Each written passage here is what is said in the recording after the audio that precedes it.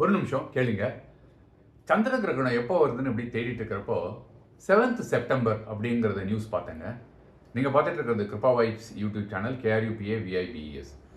அன்னைக்கு என்ன நிகழ்வு நடக்கும் அப்படின்னா, சந்திரன் வந்து அப்படியே செக்க செவேல்னு இருக்கும். ரெட் மூன் இல்லாட்டி பிளட் மூன் அப்படின்றாங்க. அந்த மாதிரி இருக்கும் அப்படின்ட்டு அந்த நியூஸ் படித்தேன். சரி, அது எதனால் வருதுன்ட்டு அந்த சயின்டிஃபிக் ஜேர்னல்லாம் பரட்டி பார்த்துட்டு இருக்கிறப்போ, நீங்கள் நல்லாவே கவனிச்சிருக்கலாம். காலை நேரம் சூரியன் உதிக்கிறப்பையும் மாலை நேரம் அஸ்தமம் ஆரப்பையுமே சிகப்பு கலரில் வானம் நீங்கள் விரியறதை பார்க்கலாம். வானம் இப்போ நீல நிறத்தில் இருக்கும் இல்லையா?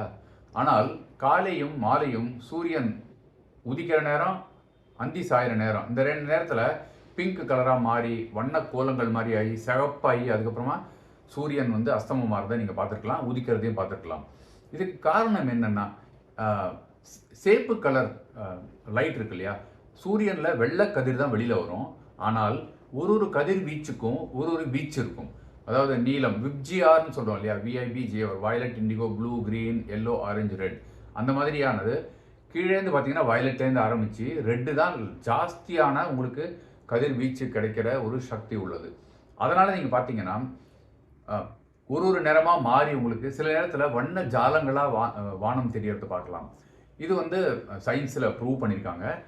அன்னைக்கு என்ன ஆக போகுது, 7th செப்டம்பர் என்ன ஆக போகுது, அதாவது வர ஞாயிற்றுக்கிழமை வருது. அப்போ என்ன ஆகுனா, சூரியனுக்கும் நிலவுக்கும் நடுவில் பூமி முழுசாக வரப்போகுதுங்க. அப்போ முழுசாக வர நேரத்தில் இந்த சூரியனோட கதிர் முழு பூமியையும் பூரா போய் சந்திரனுக்கு போய் அடையும்.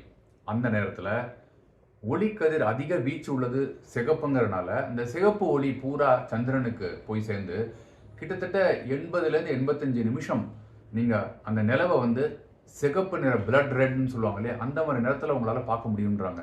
இது வந்து விஞ்ஞானிகள்லாம் அறிவியல் விஞ்ஞானிகள், ஆஸ்ட்ரானமர்ஸ் எல்லாரும் வந்து ஆவலாக எதிர்நோக்கிக்கிறாங்க இந்த நாளை பார்க்க. நீங்களும் இந்த நிகழ்வை வானத்தில் பார்க்கலாம்.